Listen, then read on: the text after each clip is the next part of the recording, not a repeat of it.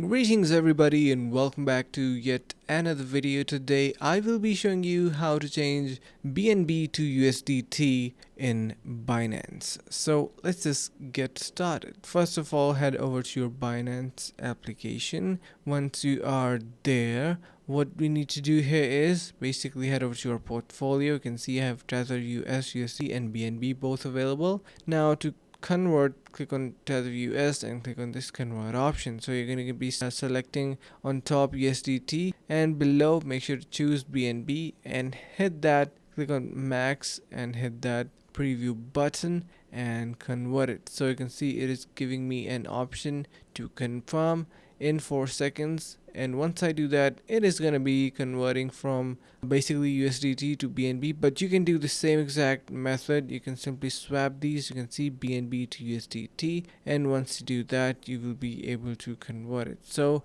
that's how simple it is. I hope this helps.